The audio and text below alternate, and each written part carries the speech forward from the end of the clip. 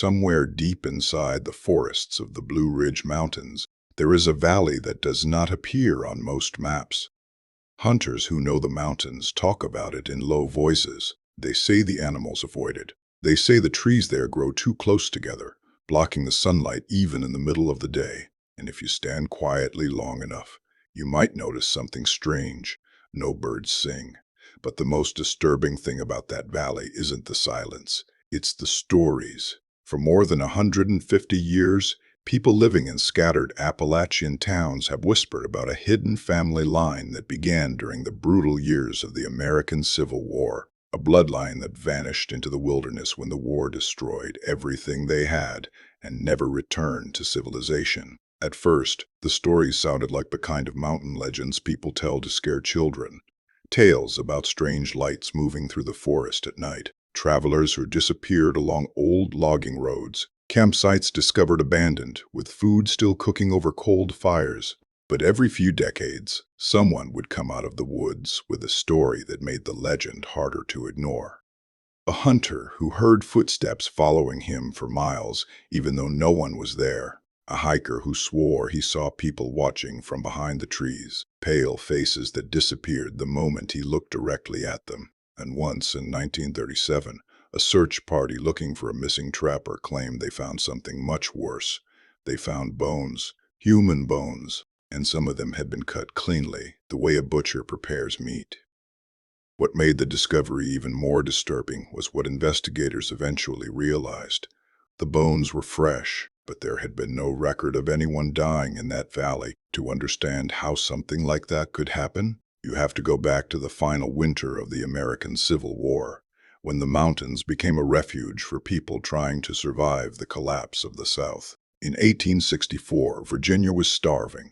The war had stripped the countryside bare. Farms had been raided by both armies. Livestock disappeared. Crops were burned or stolen. Entire communities abandoned their homes to escape the violence sweeping across the state. Among the thousands of desperate families fleeing into the wilderness was a quiet farmer named Elias Vance. Elias had once lived on a small patch of land near the foothills of the Blue Ridge. He had a wife named Mary and 2 young sons. Before the war, their life had been simple. They grew corn, raised pigs, and rarely traveled farther than the nearest trading post. But the war changed everything. One autumn morning, Confederate soldiers arrived at the Vance farm demanding supplies. They took most of the animals, sacks of corn, and even the wagon Elias depended on for hauling wood. Weeks later, Union troops passed through the same area and took whatever little remained. By the beginning of winter, the Vance family was starving, and so Elias made a decision that would quietly shape the nightmare whispered about in the mountains more than a century later. He took his family deep into the Blue Ridge, far beyond the roads, beyond the small towns, beyond anywhere soldiers were likely to travel. They disappeared into the wilderness. At first, their survival was simple but brutal. Elias hunted deer and wild turkey while Mary gathered roots, berries, and whatever edible plants she could find beneath the frozen soil. They built a rough cabin in a narrow valley surrounded by steep ridges that shielded them from passing travelers. The mountains protected them, but the winter of 1864 turned out to be one of the harshest anyone could remember. Snowstorms buried the forests for weeks. Game became scarce. Rivers froze solid. Even experienced hunters struggled to find food. By January, the Vance family was starving again, and that was when Elias made the first decision that the mountains would never forget. One evening, while tracking a deer along a narrow ridge, Elias found something unexpected. Footprints, not animal tracks, human. They led down into a small ravine where he eventually discovered a wounded Confederate soldier lying beside a fallen tree. The man had likely deserted or been separated from his unit days earlier. His leg was badly broken. An infection had already begun to spread. He was dying. The soldier begged Elias for food, for water, for help getting back to the nearest town. Elias listened quietly. He knew something the injured man didn't. The nearest town was nearly 40 miles away through frozen mountains. There was no way the soldier would survive the journey. For several minutes, Elias simply stood there, staring down at the stranger struggling to breathe in the cold. Then he looked at the rifle in his hands. Later that night, Elias returned to the cabin carrying more meat than his family had seen in months. He never told Mary where it came from. At first, survival was the only thing that mattered. The war continued raging beyond the mountains. Occasionally, soldiers, deserters, or travelers wandered too far into the wilderness trying to avoid patrols or find hidden routes across Virginia. Some of them stumbled into the valley where the Vance family lived. None of them ever left. The mountains are very good at hiding things. Years passed. The war ended with the American Civil War in 1865, but the Vance family never returned to civilization. By that time, they had learned something dangerous. The wilderness could hide them, and the outside world had no idea they were still there. Elias's sons grew up in isolation, learning the same brutal survival methods their father had used during the starving winter. Hunting animals became harder as the forest slowly emptied near their valley, but people still traveled through the mountains.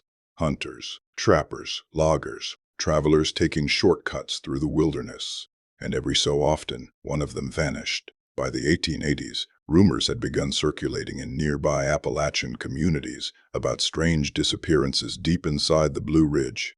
Most people blamed wild animals or accidents. The mountains were dangerous, and people often got lost.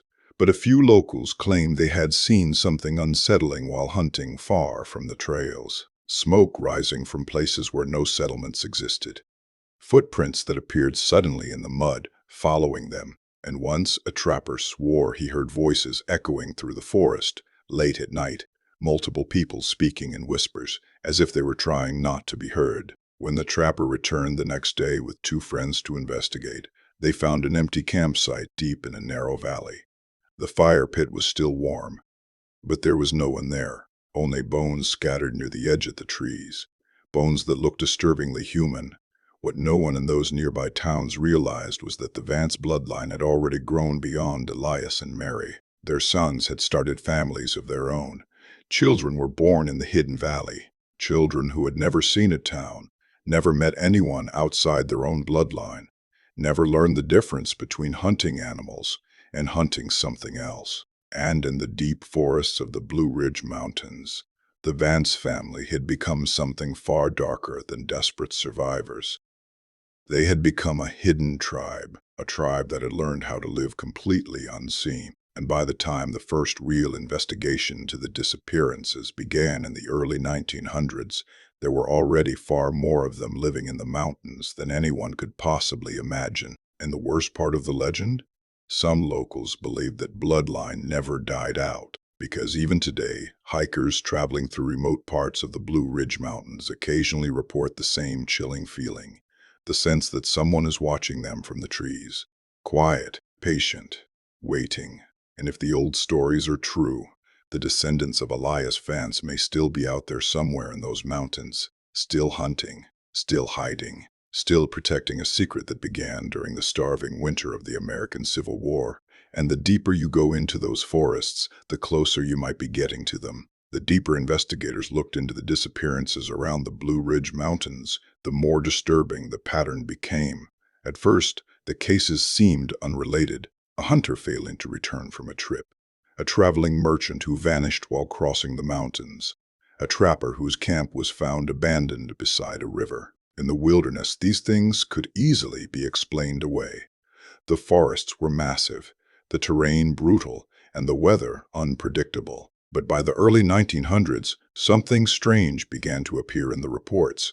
The locations of many disappearances formed a rough circle deep inside the mountains, right around the same hidden valley where rumors had whispered about strange smoke, voices in the forest, and bones discovered by frightened hunters. The authorities didn't take the story seriously at first.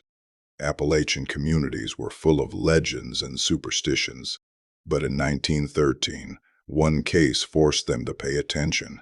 Three brothers from a nearby town decided to hunt deer in a remote section of forest far from the main trails.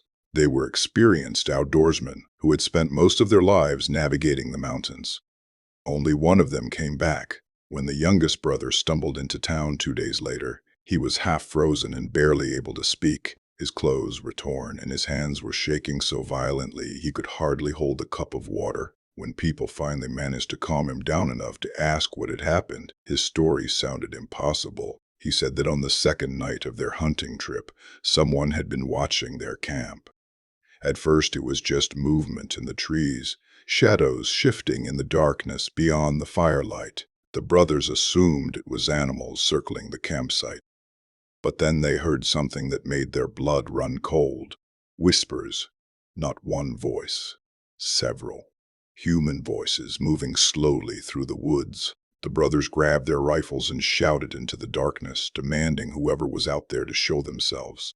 For a moment, everything went silent. Then the forest erupted with movement. Figures rushed out from the trees, dozens of them. Pale faces streaked with dirt, long tangled hair, bodies wrapped in pieces of animal hide and torn cloth. They moved fast, far faster than the brothers expected.